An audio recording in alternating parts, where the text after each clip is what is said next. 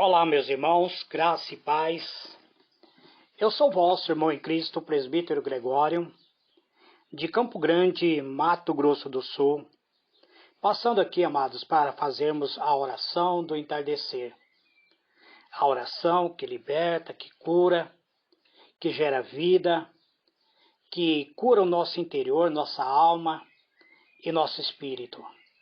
Quando o nosso espírito está bem, todo o nosso corpo reage de uma forma positiva.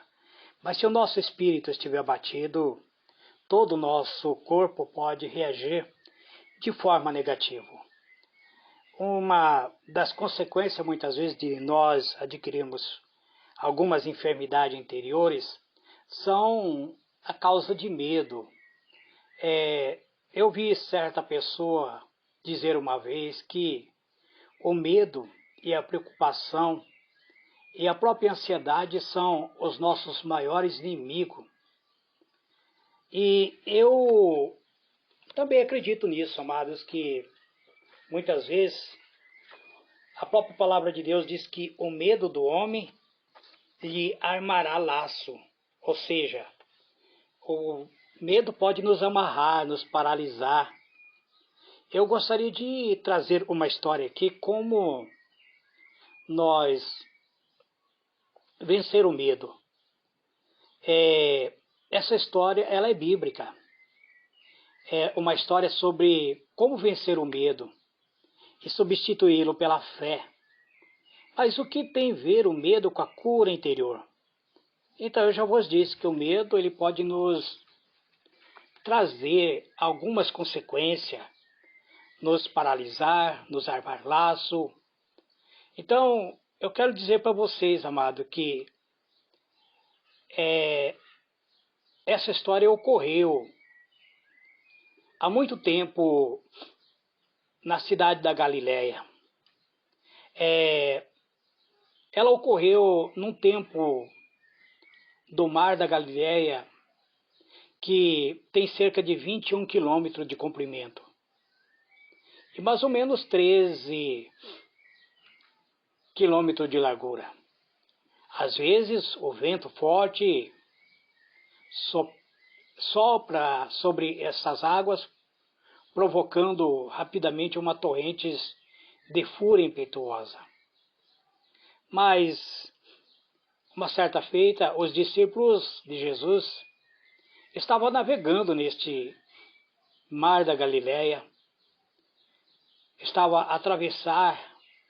atravessando o mar em uma noite estrelada, desfrutando as águas, a calma das águas, porque como pescadores experientes que eles eram, acostumados a navegar, ele sabia, através do clima, do vento, se haveria tempestade ou não. E naquele dia, justamente, não havia nenhuma previsão de tempestade. E os discípulos atravessavam esse mar, desfrutando da calma, mas de repente, nuvens escuras cobriram o céu. O vento agitado agitou as águas, formando grandes ondas, grandes não, gigantes, ondas gigantescas. Torrentes de água se chocavam contra o barco.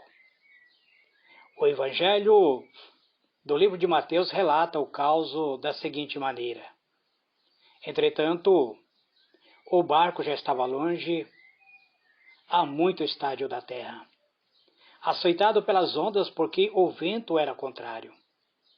Na quarta vigília da noite foi Jesus ter com eles, andando sobre as águas do mar. Mateus 14, verso 24 e 25. A quarta vigília da noite, se nós analisarmos o horário que dá por vigília, é entre 3 às 6 horas da manhã. Eles haviam entrado no barco no início da noite, Era para terminar a travessia em 2 ou 3 horas, mas devido às circunstâncias do mar, devido às ondas se agigantarem, eles passaram a lutar contra o vento e as ondas. E isso levou em torno de 8 horas de extenso trabalho para os discípulos de Jesus. Após 8 horas de navegação, navegando contra a maré, os discípulos se sentiam fadigados, cansados, exaustos. Era como se não conseguisse mais lutar. Remar contra ondas gigantescas, para não ser lançado sobre as rochas, as forças destes homens rudes havia se esgotado. Amados, diletos irmãos, existe um momento na nossa vida em que a batalha se torna terrivelmente. As batalhas são ferrenhas, são grandes. A vida nos sufoca. A tempestade da vida nos assola. Olhamos para um lado, olhamos ao nosso redor e nos sentimos tão cansados, nos sentimos tão exaustos com os conflitos que imaginamos ser incapazes de continuar a jornada da vida. Achamos que somos incapazes até mesmo de lutar, de combater, pois, como eu sempre tenho dito, nós estamos como peregrinos nesta terra. E há momento na nossa vida que, na estrada da vida, nós nos sentimos só. Muitas vezes os conflitos da vida nos sufocam. Esse momento que chega uma boa notícia, principalmente para os discípulos que estavam há 8 horas navegando, lutando com toda a força para não perecerem nas águas do mar da Galileia. O que Jesus estava fazendo enquanto os seus discípulos lutavam pela vida? Onde Jesus estava durante aquela luta acirrada? Aonde estava o mestre deixando os discípulos lutarem pela vida? Eu respondo, Jesus estava orando pelos discípulos. Pedia ao Pai que lhe aumentasse a fé.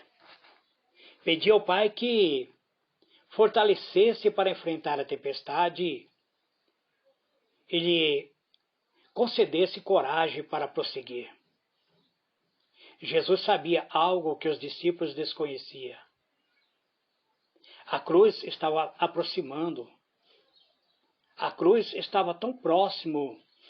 Breve, Jesus seria entregue e morto na cruz do Calvário. A tempestade que os discípulos atravessavam naquele momento, naquele instante, aumentaria provavelmente a fé dos discípulos para o que viria pela frente. A tempestade que os discípulos enfrentavam era uma experiência provavelmente dolorosa aos discípulos, mas isso iria aumentar a fé. Fé para eles prosseguirem avante, para prosseguir na tempestade da vida que enfrentamos muitas vezes todos os dias. Jesus estava preparando seus discípulos para as crises maiores que assolaria o mundo futuro desses discípulos. Os discípulos viam a tempestade. Os discípulos lutavam contra a tempestade. Jesus via os discípulos. Os olhos dele estavam fixos nas ondas e os de Jesus estavam fixos nos discípulos. Para os discípulos tudo parecia descontrolado. Mas Jesus continuava no controle. Em meio à tempestade da vida, seus olhos estavam sobre cada um dos seus discípulos. Quando havia trovões, quando havia ondas gigantescas crescendo em volta dos seus discípulos, Jesus continuava a orar por ele. Jesus continua a orar por cada um de nós, amado. Ele é nosso advogado. Muitas vezes nós estamos nas trevas, enfrentando luta. Não enxergamos a luz em nossa vida. Não enxergamos a luz no final do túnel. Mas Jesus, Ele está no meio dessa tempestade, indo ao nosso encontro. Nós vemos que as Escrituras nos afirmam que na quarta vigília da noite foi Jesus ter com eles andando sobre o mar. E os discípulos, ao verem, ficaram espantados, assustados, com medo. Acharam que era um fantasma que estava andando sobre as águas. Ficaram, na verdade, aterrorizados. E gritavam em alta voz: é um fantasma. E todo o medo gritaram.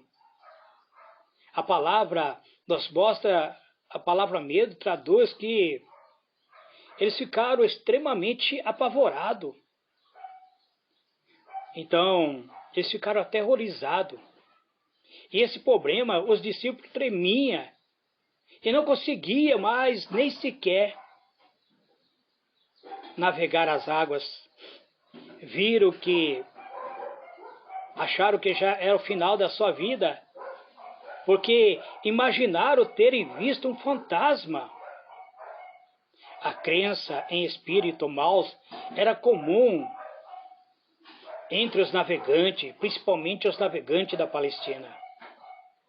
A ideia da existência de fantasma, espírito e guardiões do mar era disseminada entre os pescadores daquela época. Aqueles discípulos haviam passado anos com Jesus, mas em um momento de tempestade, seus temores tomaram conta, turvando o processo dos seus pensamentos racional. O desconhecido, por às vezes, amado, ele nos assola. O desconhecido nos causa medo. O desconhecido nos apavora.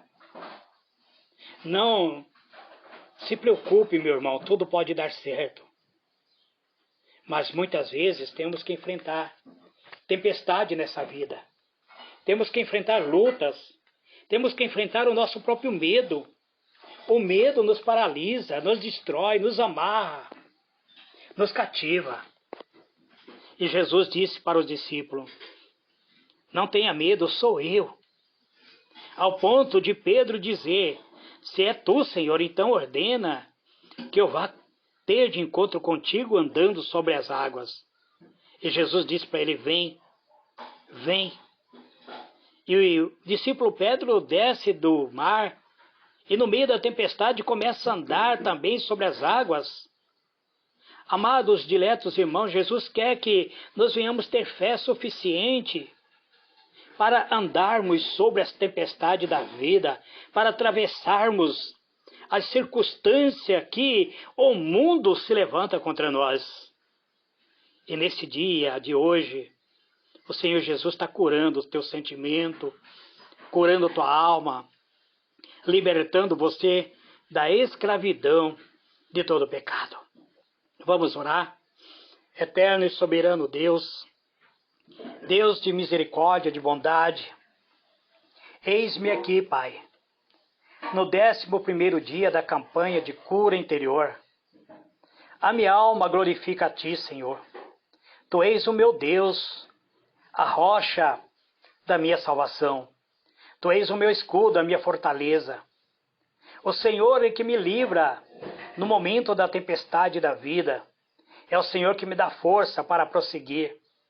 Ainda que as ondas da vida se agigante, como se fosse me levar para a profundeza do abismo, o Senhor está indo de encontro a mim, Pai, para me socorrer, para me libertar, para curar a ferida da minha alma, para me dar vida e vida abundante.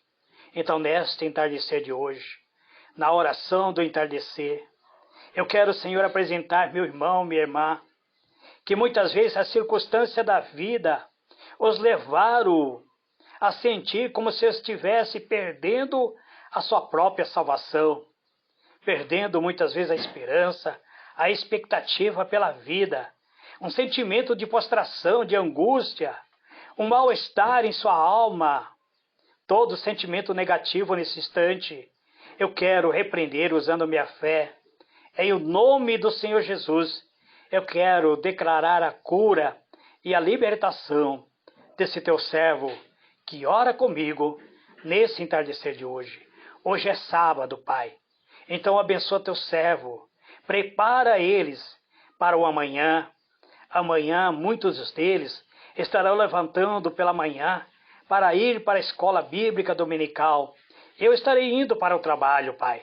Então esteja comigo, esteja com meu familiar, esteja, Senhor, com cada servo do Senhor, para aqueles que irão ficar em seus lares, que estarão recebendo seus entes queridos para um almoço, para uma confraternização, que tudo, Pai, transcorra na mais perfeita união do Teu Santo Espírito.